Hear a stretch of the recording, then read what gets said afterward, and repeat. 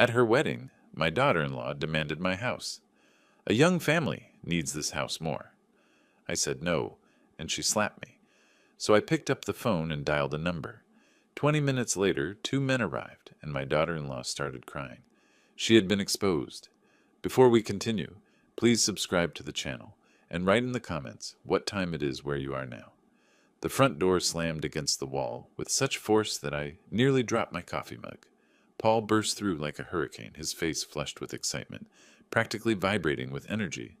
"Dad, you're not going to believe what just happened." He was pacing before I could even set my mug down, pulling something small from his jacket pocket. "I did it. I actually did it." My stomach dropped when I saw the velvet box, deep navy blue, expensive looking, the kind that held promises and futures and life-changing decisions. "Paul, slow down." I reached for the dish towel, needing something to do with my hands. "What exactly did you do?" "I proposed." He flipped open the box, revealing a diamond that caught the kitchen light like captured starlight. "Marilyn said, 'Yes, Dad. We're engaged.'" The words hit me like cold water. 3 months. He'd known this woman for exactly 3 months, and now he was talking about marriage like it was buying a new car. "Son, that's—" I forced my voice to stay level. "That's wonderful news. Really wonderful." But my mind was racing. Marilyn Hayes, the bartender from downtown who looked at my house like she was calculating square footage, who answered her phone during family dinners and spoke to me like I was some doddering old fool. "Look at this ring." Paul thrust the box toward me, his grin so wide it probably hurt. 2 carats, platinum setting. Cost me my entire savings, but she deserves the best. His entire savings. Every penny he'd scraped together from his programming job, gone in one impulsive gesture. I examined the ring, noting how the diamond seemed almost too perfect, too brilliant, like everything else about Marilyn. "It's beautiful, Paul. When did you propose?" "Tonight, at Giuseppe's. You know, that Italian place where we had our second date." He was bouncing on his feet like a kid on Christmas morning. "I had it all planned out, got down on one knee right there in front of everyone. She cried, 'Dad,' actually cried tears of joy. I'll bet she did. Tears of pure financial relief, more likely. "Paul, can we sit down for a minute?" I gestured toward the kitchen table. "This is big news. Life-changing news. I know, right?" He finally stopped pacing and dropped into his usual chair. "I can't believe I'm actually going to be married. Marilyn Duncan. Has a nice ring to it, doesn't it?" "It does." I sat across from him, choosing my words carefully. "But son, you've only known each other 3 months. Are you sure you know her well enough for such a big step?" The light in his eyes dimmed slightly. "What do you mean by that?" "I mean marriage is a serious commitment. It's not just about love, it's about compatibility, shared values, long-term goals." I leaned forward, keeping my voice gentle. "Have you two talked about children, money, where you want to live?" "Of course we have." His tone was getting defensive. "We want the same things, Dad. Family, happiness, a good life together." "And money? Have you discussed finances?" Paul's jaw tightened. "Why are you asking about money?" "Because your fiancée sized up my house like a real estate appraiser," I thought. "Because she asked pointed questions about my retirement savings within an hour of meeting me. Because everything about her screams gold digger. I'm just saying, son, financial compatibility is important.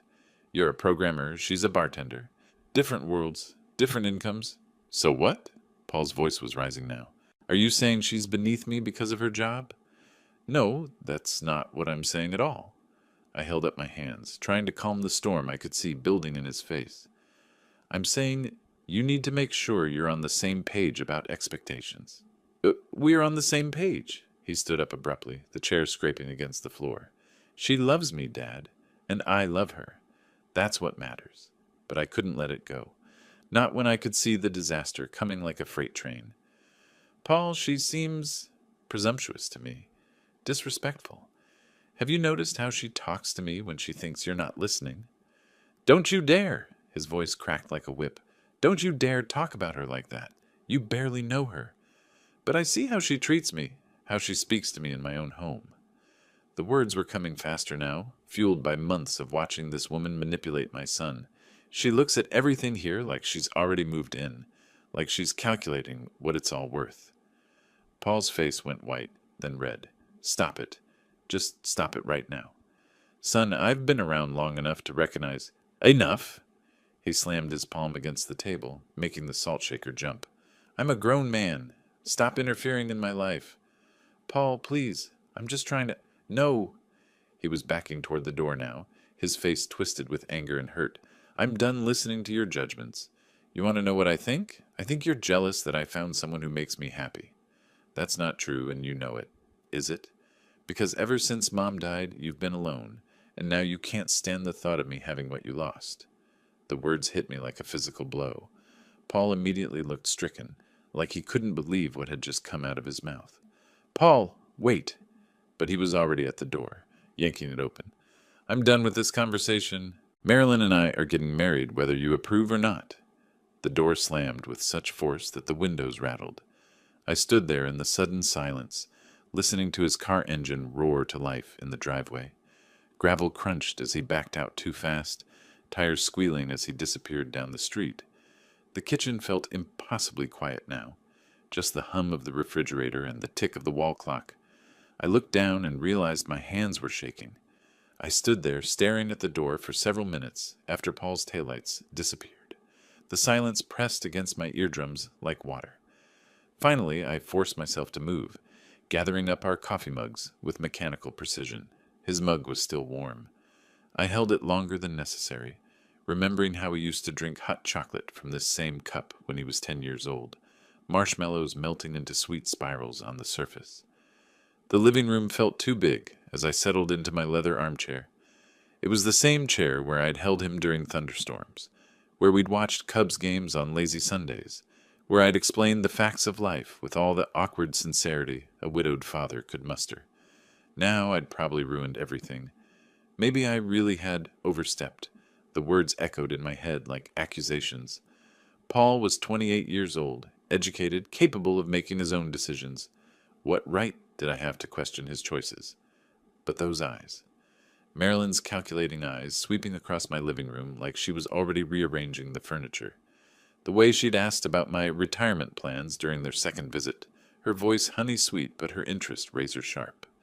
I reached for the photo album on the side table, my fingers finding the familiar worn edges. Martha smiled up at me from the first page, her arm around a teenage Paul at his high school graduation. She'd been gone 5 years now, but I still caught myself setting two places at the dinner table sometimes. What would you do, Martha? I whispered to her photograph. What would you tell me? But I already knew. Martha had been the wise one, the diplomat. She would have found a way to voice concerns without triggering an explosion. She would have invited Marilyn for coffee, drawn her out with gentle questions, made her own judgment without alienating our son. I turned the page and found my own young face staring back at me. 25 years old, standing next to my first wife, Rebecca. God, I'd been so certain then, so absolutely convinced that her smile meant love, that her interest in my engineering prospects was genuine affection. The marriage lasted 18 months, long enough for her to realize that junior engineers didn't make as much money as she'd hoped, long enough for her to find someone with better financial prospects, long enough to teach me that some people view marriage as a business transaction. I'd sworn I'd never be that naive again, but here was Paul, making the exact same mistake with the exact same type of woman. The similarities were uncanny. Rebecca had been charming, vivacious, always ready with a laugh and a compliment. She'd made me feel like the most interesting man in the world, right up until she didn't. Marilyn had that same practiced charm, the way she touched Paul's arm when she laughed, the way she gazed at him like he'd hung the moon. But I'd seen her face when she thought no one was looking. Cold calculation, measuring everything against some internal profit margin. I closed the album and rubbed my eyes. Maybe Paul was right. Maybe I was jealous, afraid of losing the only family I had left. Maybe grief had made me paranoid, suspicious of anyone who threatened to change our small, comfortable world. But I didn't think so. This wasn't about loneliness or fear of abandonment. This was about protecting my son from a woman who saw dollar signs where he saw love. The question was, how could I make him see it without pushing him further away? I made my way to the kitchen and put the kettle on for tea. The ritual was soothing, selecting the cup, measuring the leaves, waiting for the water to boil. By the time I sat down with the steaming mug, I'd made my decision. Tomorrow, I would call Paul. I would apologize for my timing, for my delivery, for making him feel attacked in what should have been a moment of celebration. I would invite them both for dinner, create an opportunity to observe Marilyn more closely without seeming confrontational. And if I was wrong about her, if she truly loved my son for who he was, rather than what he could provide, I would be the first to welcome her into our family. But if I was right, I sipped my tea and began planning exactly what I would say. Paul needed to hear humility, not judgment. He needed to feel respected, not criticized. And Marilyn needed to feel welcome enough to reveal her true nature. The grandfather clock in the hallway chimed 11 times, late enough that Paul would be home by now, probably telling Marilyn about our fight, probably painting me as the interfering old man who couldn't accept his happiness. Let him. For now, it was better that she underestimate me. I finished my tea and headed upstairs, already composing the apology I would deliver in the morning. The right words at the right time could heal the rift between us, and once Paul and I were solid again, I could focus on protecting him from the woman who was counting his money, before she'd even said, "I do." I woke at dawn without the alarm, my mind immediately focused on the task ahead. Coffee first, then the call. I needed caffeine to steady my nerves and clarity to choose the right words. Standing at the kitchen counter, I rehearsed out loud like an actor preparing for the most important performance of his life. "Son, I want to apologize." Too formal. "Paul, I'm sorry about last night." Too simple. I was wrong to interfere. Too much. I pulled out a notepad and wrote down key points. Respect his decision. Support his happiness. Request second chance. Keep it brief. 8 o'clock felt too early. 8:15 seemed pushy. By 8:30, I was pacing circles around the kitchen table, checking my watch every 30 seconds. Finally, I grabbed the phone. First ring, second ring. Third. "Hello?" Paul's voice was flat, professional, distant. "Paul, it's Dad. I was hoping we could talk." Silence stretched between us like a chasm. Then, "I really don't have time for another lecture about my life choices." The line went dead. I stared at the phone for a full minute, then dialed again. "Paul, please don't hang up." Click. On the third attempt, he answered with pure exasperation. "What do you want? More insults for Marilyn? More reasons why I'm making a mistake?"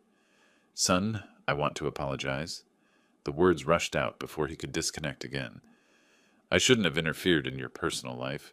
You're a grown man, and you have the right to make your own choices. I was completely out of line." The silence this time felt different, surprised rather than hostile. "You're apologizing?" "Yes, absolutely. What I said last night was unfair and hurtful, and I'm deeply sorry." I gripped the phone tighter. "You came to share wonderful news, and I turned it into an argument. That was wrong of me." "Well," his voice lost some of its edge. "I wasn't expecting that. I love you, Paul.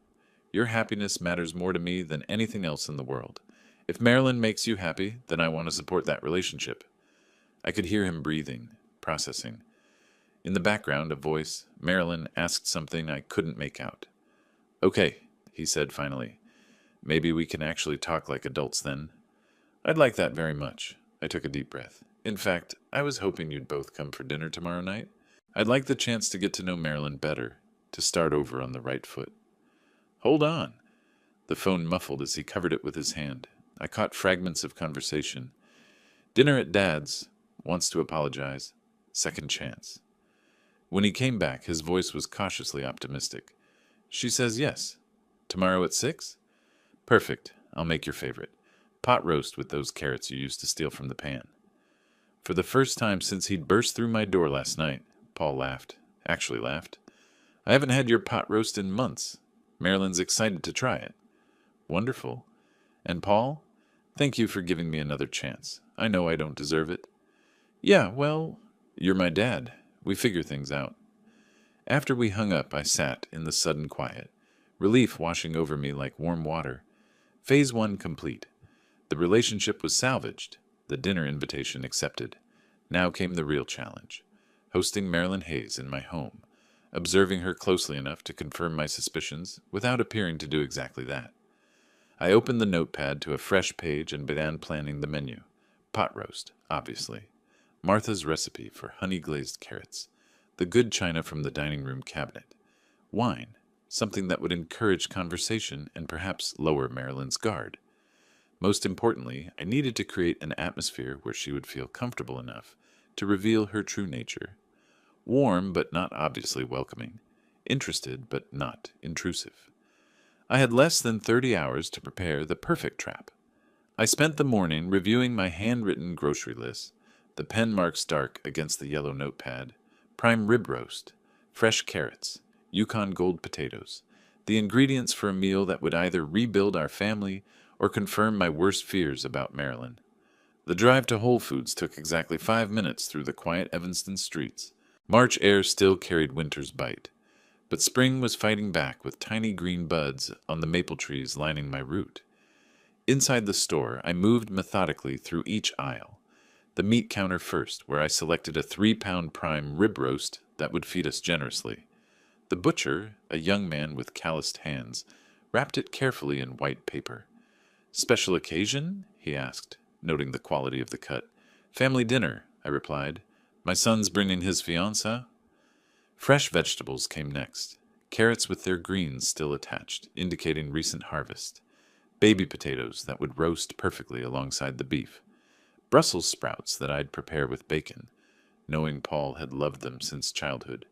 The wine section required more consideration, something welcoming but not presumptuous.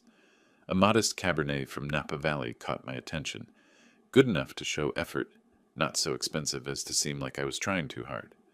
Back home, I surveyed my domain with fresh eyes.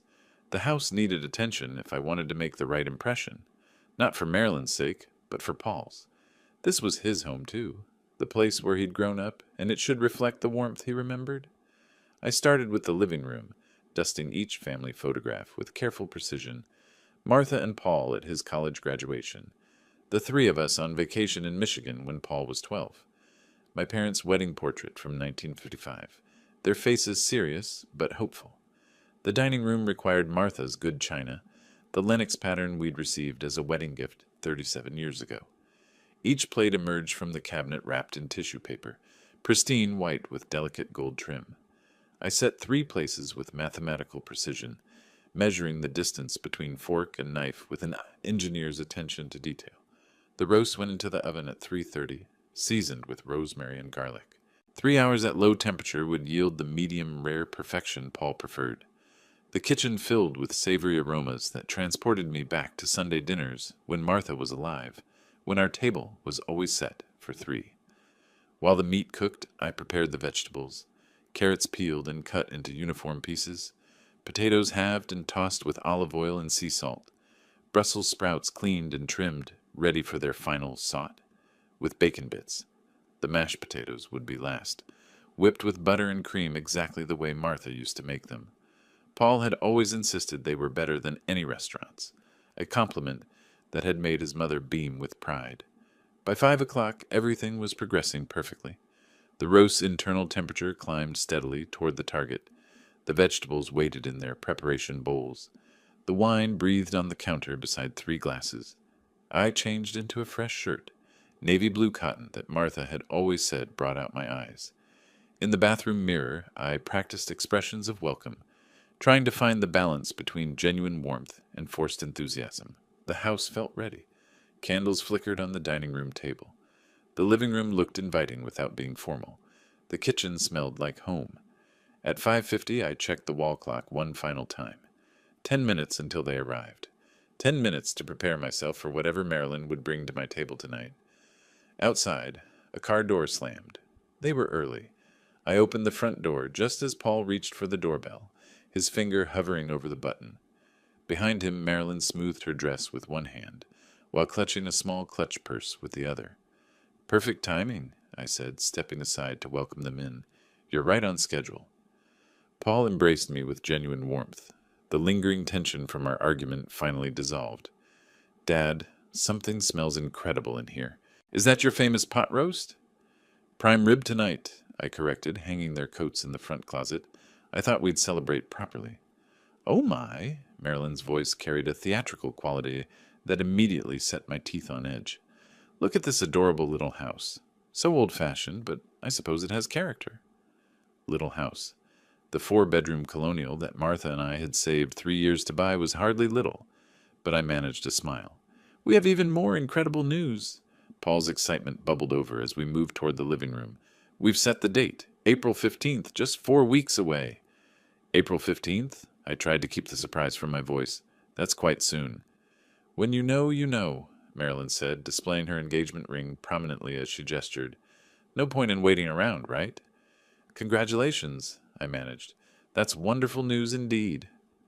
We settled into the living room, where Marilyn immediately began cataloging the furniture with calculating eyes. Her gaze lingered on Martha's antique secretary desk, the Persian rug we'd bought for our 10th anniversary, the grandfather clock that had belonged to my father. This furniture is so vintage, she observed. I bet some of these pieces are worth something at auction. Paul laughed nervously. Marilyn's got an eye for antiques. She's always watching those appraisal shows. How interesting, I replied, though interesting wasn't the word I'd have chosen. Dinner service provided a welcome distraction. I carved the prime rib with ceremonial precision, the meat falling in perfect pink slices. The vegetables glistened with butter and herbs. The wine poured like liquid ruby into our glasses. This looks lovely, Paul said, settling into his chair, just like Mom used to make. Well, not exactly like Mom used to make, Marilyn corrected, cutting the small piece of beef. She probably had better knives. This is a little tough to cut. I watched her chew thoughtfully, her expression suggesting she was finding the meal wanting. She continued after swallowing. A bit dry, isn't it? Paul always talks about what a great cook you are, but restaurant quality is so much more consistent. Perhaps I overcooked it slightly, I replied evenly. I'll adjust the timing next time. Oh, there'll be a next time? Her laugh tinkled like breaking glass. How sweet! Though honestly, Paul and I will probably be too busy with married life to visit much. Paul shifted uncomfortably. Marilyn, we'll still have Sunday dinners here sometimes. Maybe, she said, her attention already wandering to the family photographs on the sideboard. That's your late wife in all these pictures? Such a shame she won't see the wedding. Really unfortunate timing on her part. The silence that followed felt suffocating. Paul's fork clattered against his plate. Marilyn, that's not appropriate, he said quietly. What? I'm just saying it's sad timing. If she'd hung on a few more years, she could have met me. Marilyn's voice carried no trace of awareness that she'd said anything wrong. This house must feel so empty without her. All these memories everywhere, like living in a museum. I gripped my wineglass tighter, feeling the crystal stem flex slightly under pressure. The memories are precious, I said carefully. They make the house feel full, not empty. If you say so. She poked at her Brussels sprouts with obvious distaste. These vegetables are a bit overcooked too. And what is this green stuff? Looks like tiny cabbages. Brussels sprouts, Paul explained. You said you liked them when we had them at that bistro downtown. Those were different. These taste like sulfur. The conversation limped through dessert. Vanilla ice cream with fresh berries that Marilyn declared store-bought quality. She critiqued the coffee as too weak, the lighting as too dim, even the classical music playing softly in the background as depressing funeral music. By 8:30, I was mentally exhausted from maintaining my composure. Every comment felt like a calculated test, as if she were deliberately pushing boundaries to see how much I would tolerate. Well, Paul said finally, glancing at his watch, we should probably head out. Early day tomorrow. Yes, Marilyn agreed, standing and smoothing her dress again. This has been educational. I walked them to the front door, helping Paul with the coats, while Marilyn checked her reflection in the hallway mirror. Thank you for the lovely dinner, Paul said, embracing me again. Everything was delicious, despite what? He glanced at Marilyn with mild frustration. Drive safely, I replied. Good night, both of you. The door closed behind them with a soft click, leaving me alone with the wreckage of what should have been a pleasant family dinner. I stood in the entryway for several minutes after their car disappeared down the street, my mind replaying every calculated insult Marilyn had delivered with surgical precision. The woman had turned a simple family dinner into an endurance test. Moving back to the dining room, I began clearing the table mechanically. Paul's plate was nearly empty. He'd managed to enjoy the meal despite his fiancé's constant criticisms. Marilyn's portion remained largely untouched, the prime rib cooling in congealed juices. As I reached for her chair to push it under the table, something caught my eye. A small black object wedged between the seat cushion and the armrest. Her phone. I picked it up carefully, intending to set it on the kitchen counter until I could call them. The screen was dark, but as my thumb brushed across it accidentally, it blazed to life with an incoming text message. The sender's name stopped my heart. Floyd. The message preview was clearly visible. Missing you tonight, beautiful. Can't wait to see you tomorrow.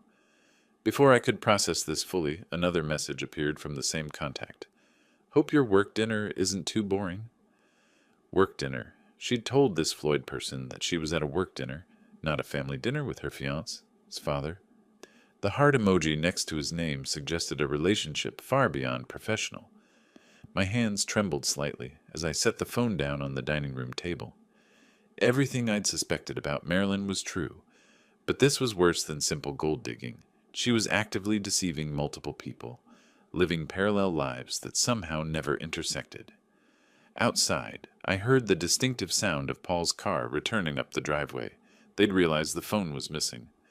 Quickly, I moved the phone to the kitchen counter, trying to arrange my expression into something approaching normal. The front door opened before I could fully compose myself. "Dad, sorry to bother you again," Paul called out, slightly breathless. "Marilyn forgot her phone somewhere." "Oh, here it is," I replied, retrieving it from the counter. "I just found it and was about to call you." "Thank you so much," Marilyn said, hurrying toward me with obvious anxiety. "I'm always forgetting that silly thing." But her eyes were sharp, calculating, searching my face for any sign that I might have seen something I shouldn't have. I kept my expression neutral, offering the phone with a steady hand. "No problem at all," I said. "Technology, right? We're all slaves to these devices." "Right," she laughed, but the sound was forced. "Well, thanks again. Dinner was interesting." They left again, and this time I watched through the living room window until their taillights completely disappeared around the corner. Only then did I allow myself to sink into my leather armchair, the weight of discovery settling over me like a heavy blanket. Floyd with a heart emoji. A Floyd who missed her, who thought she was at a work dinner instead of meeting her future father-in-law. The casual intimacy of the messages suggested a relationship that had been going on for some time, certainly longer than her 3-month romance with Paul. How many others were there? How elaborate was the web of deception she'd constructed around my naive son? Paul needed to know, but he would never believe me based on one glimpse text message. He was too deeply in love, too committed to the fantasy of their perfect romance. I needed more evidence, concrete proof that even his romantic idealism couldn't dismiss. I sat in the growing darkness of my living room, surrounded by the detritus of our disastrous dinner, and began planning my next move.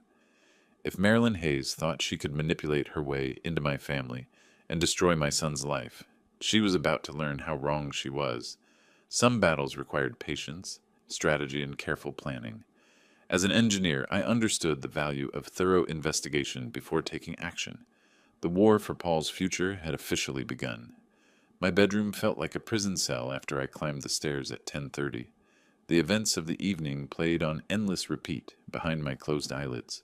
Marilyn's calculated insults, Paul's blind devotion, and those damning text messages that confirmed every suspicion I'd harbored. I rolled from my back to my left side, then to my right, checking the digital clock every few minutes. 11:47 p.m. The numbers glowed accusingly in the darkness. Floyd with a heart emoji. The intimacy of that simple symbol said everything about their relationship. No casual friend, no distant cousin would text with that level of familiarity. And work dinner, she'd lied to him about tonight, calling our family dinner a work obligation.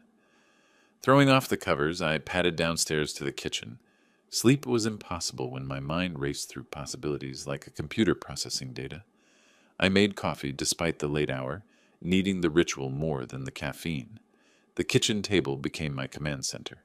I pulled out a yellow legal pad and drew a line down the middle. On the left side, known facts. On the right, suspected facts. Known. Floyd sends intimate messages. Marilyn lies about her whereabouts. She's manipulative and materialistic. Suspected. Floyd believes he's in an exclusive relationship. There may be others. The engagement is a calculated move for financial security. But suspicions wouldn't convince Paul. He was too deeply in love, too committed to his fantasy of their perfect romance. I needed concrete evidence. Photographs, witnesses, documented proof that even his romantic idealism couldn't dismiss. At 1:30 a.m., I began planning my investigation strategy. Murphy's Tavern on North Clark Street. I'd heard Marilyn mention it during dinner conversation weeks ago. That would be my starting point. I could observe her work schedule, document her interactions, follow her after hours. The methodical part of my engineer's brain kicked into high gear, creating timelines and logistics. By 3 a.m., I had a preliminary plan sketched out. I would position myself across from the tavern during her shifts, using coffee shops and bus stops as cover. I'd invest in a small camera with a zoom lens, keep detailed written logs with timestamps. The investigation would need to be thorough but discreet. Marilyn was cunning enough to spot obvious surveillance, and I couldn't risk alerting her to my suspicions before gathering sufficient evidence. Paul's wedding was April 15th, exactly 4 weeks away. That gave me a month to build an airtight case, or accept that I'd been wrong about her. As dawn crept through the kitchen windows, I felt something I hadn't experienced since Martha's final illness, a sense of purpose that transcended my own comfort. This wasn't about my dislike of Marilyn or fear of losing Paul. This was about protecting my son from a woman who would destroy his life piece by piece. I set my alarm for 7 a.m. and finally attempted sleep, knowing that tomorrow would begin the most important investigation of my life. The first week taught me that detective work was far more tedious than television suggested. Murphy's Tavern sat on a busy corner of North Clark Street, surrounded by coffee shops and retail stores that provided perfect observation points. Marilyn worked Tuesday through Saturday, arriving promptly at 4 p.m. and leaving around midnight. I positioned myself in different locations each day, a bus stop bench on Tuesday, a corner cafe on Wednesday, rotating to avoid detection. March 20th brought my first major discovery. At 12:15 a.m., as Marilyn emerged from the tavern's employee entrance, a white pickup truck pulled to the curb. The driver, a man in his 30s wearing a mechanic's uniform, jumped out and embraced her with unmistakable intimacy. I managed 3 photographs before they drove away. The embrace, their faces clearly visible, and the truck's license plate. That night, I started my official log. March 20th, subject met by white male, approximately 30 years old, mechanic clothing, public display of affection lasting approximately 3 minutes. Departed together in white Ford F-150, license plate JMK8847. By March 25th, I'd established that this man, who I learned was named Floyd, through overheard conversations, appeared every Tuesday and Thursday night. Their routine was consistent. He waited outside the tavern, they embraced warmly and left together in his truck. But March 27th shattered my understanding of the situation entirely. At 12:10 a.m., as I sat in my car across the street, a different vehicle approached the tavern, a silver Honda Civic, driven by a different man, taller, wearing retail store clothing, completely unfamiliar. Marilyn emerged and greeted this new man with the same intimate affection she'd shown Floyd, same duration of embrace, same obvious romantic familiarity. They drove away together toward a different part of the city. I sat stunned in my car for 10 minutes, processing what I'd witnessed. Not one affair, but 2, possibly more. Over the following weeks, the pattern became clear. Floyd appeared on Tuesdays and Thursdays. The second man, whom I eventually identified as Leroy Smith through social media research, collected her on Wednesdays and Saturdays. Mondays and Fridays, she went home alone, probably to maintain the illusion of availability for Paul. My documentation grew methodical and comprehensive. Photographs of both men, their vehicles, their license plates. I followed each to their respective apartments, noting addresses and work locations. Floyd worked at Henderson's Auto Repair on Milwaukee Avenue. Leroy managed a sporting goods store in Lincoln Park. Both men appeared genuinely devoted to Marilyn. I observed Floyd bringing her flowers, Leroy carrying what appeared to be expensive jewelry boxes. Neither showed any awareness of the other's existence. Meanwhile, Marilyn maintained her engagement to Paul with seamless deception. I watched her answer his calls during her breaks, saw her examining wedding dress magazines during slow periods at the bar. By April 10th, my evidence file contained 47 photographs, 3 weeks of detailed written observations, and complete background information on both Floyd Brown and Leroy Smith. 2 decent men being systematically deceived by a woman who viewed relationships as financial opportunities. The wedding was 5 days away. Paul had spent the past month in blissful preparation, discussing honeymoon plans and apartment hunting for their married life together.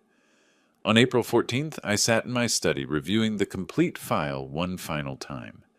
27 days of surveillance had revealed a web of deception so elaborate it bordered on sociopathic. Marilyn wasn't just cheating on Paul, she was maintaining 3 separate relationships with military precision. Tomorrow, Paul would stand at an altar and promise his life to a woman who didn't exist. Not if I could help it. I woke at 6 a.m. on April 14th with the clarity that comes from irrevocable decisions. Today was my last chance to save Paul from the biggest mistake of his life. The evidence spread across my dining room table like pieces of a complex puzzle. 47 photographs arranged chronologically, 3 weeks of handwritten surveillance logs, background research on Floyd Brown and Leroy Smith, a timeline showing the systematic deception that had consumed a month of my life. The photographs told the story with brutal clarity. March 20th, Marilyn embracing Floyd outside Murphy's Tavern. March 27th, Marilyn kissing Leroy beside his Honda Civic. April 3rd, Floyd and Marilyn sharing dinner at an intimate Italian restaurant. April 8th, Leroy and Marilyn browsing engagement rings at a jewelry store downtown. Engagement rings. She was planning to marry at least 3 men. I created a presentation folder, organizing the evidence for maximum impact. The timeline went on top, a single sheet showing how she divided her week between 3 unsuspecting victims. Paul on Sundays and Mondays, Floyd on Tuesdays and Thursdays, Leroy on Wednesdays and Saturdays, Fridays reserved for work or family obligations. Next came the photographs with detailed captions, dates, times, locations, and context. Finally, the written observations documenting behavioral patterns that prove premeditation rather than impulsive infidelity. By 11 a.m., I had everything organized into a presentation that would demolish Paul's romantic illusions in 5 minutes. But presenting evidence was only part of my plan. I needed Floyd and Leroy to witness the truth firsthand. I spent 2 hours crafting messages designed to bring both men to the wedding venue during the reception. The approach required careful psychology, urgent enough to guarantee their presence, believable enough to avoid suspicion. To Floyd, "Floyd, this is urgent. Marilyn had an accident at Evanston Park near the wedding pavilion. She's conscious but shaken and asking specifically for you. Please come immediately. She needs you right now." To Leroy, "Leroy, emergency involving Marilyn at Evanston Park by the wedding area. She fell and hurt her ankle. She keeps asking for you by name. Please hurry. She's really upset and needs your support." Both messages exploited their genuine care for Marilyn, while positioning them to arrive at the wedding reception simultaneously. The truth would reveal itself without requiring explanation from me. The timing had to be perfect. The ceremony was scheduled for 2 p.m., reception starting around 4 p.m. I would wait until 5 p.m., when guests were settled and celebratory, then send both messages simultaneously. 20 minutes later, Floyd and Leroy would arrive, expecting to comfort an injured Marilyn, only to discover her celebrating marriage to another man. That evening, I sat in my study with the evidence folder beside me and my phone displaying both prepared messages. Tomorrow, at this time, Paul's marriage would be over before it truly began. The weight of what I was about to do settled heavily on my shoulders. In 12 hours, I would destroy my son's happiness to save his future. He would hate me, possibly permanently, but better his anger now than his devastation after years of marriage to a sociopath. I reviewed my plan one final time, checking for flaws or oversights. The evidence was irrefutable. The confrontation strategy was sound. The timing would maximize impact while minimizing Marilyn's ability to manipulate the situation. At 10 p.m., I locked the evidence folder in my desk drawer and went upstairs to bed. Tomorrow would be the most difficult day of my life, but also the most necessary. Paul deserved better than Marilyn Hayes. By this time tomorrow, he would know exactly what kind of woman he'd almost married. And if my careful plan worked correctly, Floyd Brown and Leroy Smith would finally learn the truth about the woman they both thought they loved exclusively. Sleep came easier than expected. My conscience was clear, my purpose resolved. The wedding ceremony had concluded flawlessly under the spring afternoon sun.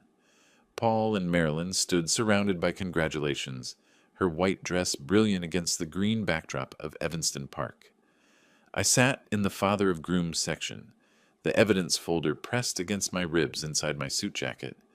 50 guests moved from the ceremony area to the reception pavilion, their laughter echoing through the trees. Marilyn accepted praise with growing confidence, her hand possessively gripping Paul's arm as if claiming territory. "Such a beautiful bride," commented Paul's Aunt Eleanor. "You must be so happy to welcome her into the family." "Indeed," I replied, watching Marilyn's eyes catalog the expensive jewelry worn by our relatives. As the reception settled into its rhythm, Marilyn's behavior shifted noticeably. The demure facade she'd maintained during our previous encounters dissolved into something more aggressive, more entitled. "Paul's father has such a large house," she mentioned loudly to a group of family friends. "All that space for just one person seems terribly wasteful." "Oh, are you thinking of moving in together?" asked Cousin Margaret innocently. "Well, young couples need room to grow, don't you think? All those bedrooms just sitting empty." Marilyn's voice carried a calculating edge that made several listeners exchange uncomfortable glances. 20 minutes into the reception, she approached me directly. The crowd had thinned around the gift table, providing the privacy she needed for her real agenda. "Arnold, we need to discuss something important." Her voice held none of the sweetness she'd used during our dinner months ago. "Paul and I have been talking about our future living arrangements." "Oh?" I set down my champagne glass, meeting her gaze steadily. "Your house. It's perfect for newlyweds, and frankly, you don't need all that space anymore." She stepped closer, her voice dropping to a more aggressive tone. "We'd like you to sign it over to us." The audacity took my breath away, even though I'd expected something like this. "I'm sorry, but that's my home. I won't be giving it up." Her face flushed with irritation. "Won't be giving it up? You're old and alone, Arnold. What do you possibly need all that space for? It's selfish to hoard resources when young families need them." "My answer is no, Marilyn. Maybe this will change your mind." The slap cracked across my cheek like a gunshot. The sound carried across the reception area, causing dozens of heads to turn toward us. My face stung, but I remained perfectly still, letting the moment register with every witness present. Paul materialized beside us within seconds, his face flushed with confusion and embarrassment. "What's happening here? Marilyn, why did you hit my father?" "He's being completely unreasonable about the house situation," she snapped, apparently unaware that assaulting an elderly man at her own wedding reception might not reflect well on her character. I reached calmly into my jacket and withdrew my phone, maintaining steady eye contact with Marilyn while Paul stared between us in bewilderment. "I think it's time everyone learned the truth about who you really are," I said quietly, my thumb moving across the phone screen. "What are you doing?" Marilyn's voice carried the first note of genuine concern I'd ever heard from her. "Making a couple of calls," I replied, sending the first prepared message to Floyd Brown. "You'll see." The second message went to Leroy Smith. Both texts identical in urgency, both designed to bring Marilyn's secret life crashing into her public one. "They should be here in about 20 minutes, I said, pocketing the phone with a satisfied smile. 20 minutes later, the sound of gravel crunching under tires announced the first arrival. A white pickup truck pulled into the park's small parking area, its driver clearly in a state of panic. Floyd Brown jumped from the cab and rushed toward the pavilion, his mechanic's uniform wrinkled from his hasty departure. Behind him, a silver Honda Civic appeared, disgorging Leroy Smith with equal urgency. Both men spotted each other immediately, their confusion evident as they approached the reception area, where 50 wedding guests watched with growing curiosity. "Marilyn," Floyd called out breathlessly, "I got your message about an accident. Are you hurt? Why are you wearing a wedding dress?" Leroy stopped short when he saw Floyd, his face creasing with bewilderment. Wait, who is this guy? How does he know Marilyn? The reception fell silent. Every guest turned to watch as two strange men interrupted the celebration, both obviously familiar with the bride in ways that suggested relationships far beyond casual friendship. Marilyn stood frozen in her wedding dress, her face cycling through shock, panic, and desperate calculation. Paul looked between the three figures as if watching a play performed in a foreign language. This isn't... You weren't supposed to... Marilyn stammered, her usual composure completely shattered. How do these men know my wife? Paul asked quietly, the word wife hanging in the air like an accusation. I stepped forward, withdrawing the evidence folder from my jacket with ceremonial precision. Gentlemen, allow me to introduce myself. I'm Arnold Duncan, father of the groom, and I believe I can answer that question. Floyd and Leroy stared at me with matching expressions of confusion and growing dread, because I've spent the last month documenting this woman's lies to all three of you. 3 of us? Leroy's voice cracked slightly. I opened the folder and removed the chronologically arranged photographs, holding them where everyone could see. March 20th. Marilyn with Floyd outside Murphy's Tavern. I displayed the first image, showing their intimate embrace in perfect clarity. March 27th. Marilyn with Leroy entering his apartment building. Floyd snatched the photograph showing Marilyn kissing Leroy, studying it with the intensity of a man watching his world collapse. April 3rd. Marilyn and Floyd at Giuseppe's restaurant. The romantic dinner photo passed between shaking hands. April 8th. Marilyn and Leroy shopping for engagement rings at Tiffany & Co. Engagement rings? Paul's voice was barely audible. 27 days of surveillance, I continued relentlessly. 47 photographs documenting systematic deception. She's been conducting 3 simultaneous relationships, while telling each of you that you were the only one. Leroy stared at the photograph of Floyd kissing Marilyn, then at Floyd himself. You've been dating her too? Dating her? I thought we were exclusive. Floyd's voice rose to near shouting. She told me she loved me. The revelation hit Marilyn like a physical blow. Her knees buckled and she collapsed to the ground, unconscious before anyone could catch her. Wedding guests pressed closer, everyone talking at once, the carefully orchestrated celebration dissolving into chaos and scandal. Paul knelt beside the photographs scattered on the ground, picking them up one by one, studying each image with the methodical attention of someone learning that his entire reality had been constructed from lies. These are real? He whispered. All of this is real? I'm sorry, son. I wanted to be wrong about her. Floyd and Leroy stood together in stunned silence, processing their shared victimization. Both had been manipulated with identical tactics, identical promises, identical lies. I can't believe we were both played like this, Floyd said finally. A year of my life, Leroy replied. A year of believing I'd found someone special. They looked down at Marilyn's unconscious form with expressions of disgust and betrayal, then turned away from the destroyed reception without another word.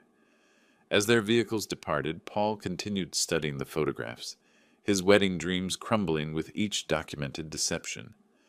What am I supposed to do now? He asked the spring air. Marilyn regained consciousness to find the reception area nearly empty. Most guests had departed after witnessing the spectacular collapse of what should have been a celebration. She sat up slowly, her wedding dress rumpled and stained with grass. Paul? Her voice carried desperate hope. Paul, where is everyone? He stood 10 feet away, still holding the photographs that had destroyed his marriage before it truly began. Floyd and Leroy were gone, their tire tracks in the gravel the only evidence they'd ever existed in her carefully compartmentalized world. They left, Paul said simply. Everyone left. Marilyn struggled to her feet, smoothing her dress with shaking hands. Paul, listen to me. This isn't what it looks like. I can explain everything. Explain what, exactly? His voice held a flatness I'd never heard before. Explain how you were engaged to me while sleeping with 2 other men? Explain how you lied to all 3 of us for months? Those relationships didn't mean anything. She moved toward him with outstretched hands. You're the one I chose to marry. You're the one I love. Paul stepped backward, maintaining distance between them. Love? You don't even understand what that word means. Please give me another chance. I'll prove my love to you. I'll end things with them completely. End things with them? Paul's laugh held no humor. They already ended things with you. Did you see their faces when they realized they'd been sharing you with someone else? Marilyn's desperation shifted to anger as her manipulation tactics failed. Fine. You want to throw away our future over some stupid photographs? You're making the biggest mistake of your life. No, Paul said quietly. The biggest mistake of my life was believing you in the first place. He addressed the few remaining guests with quiet dignity. The wedding is canceled. Thank you all for coming. But there won't be a reception. Marilyn made one final attempt. Paul, think about what you're giving up. We had plans, a future together. Don't let your paranoid father destroy our happiness. My father saved me from a lifetime of lies. Paul's voice grew stronger with each word. If you loved me, you wouldn't have betrayed me with 2 other men while planning our wedding. She stared at him for a long moment, perhaps finally understanding that her carefully constructed deception had completely collapsed.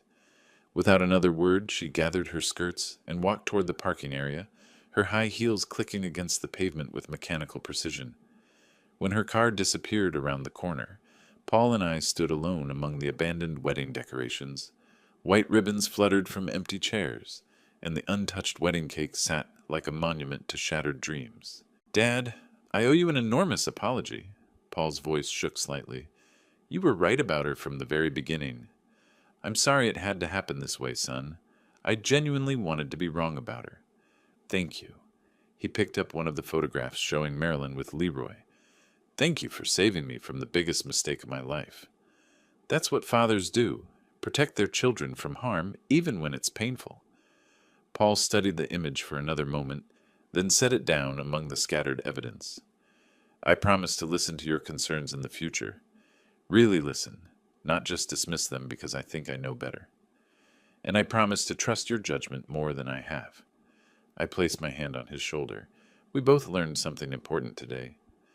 Together we walked away from the destroyed reception, leaving behind the white ribbons and abandoned cake, the scattered photographs and broken promises.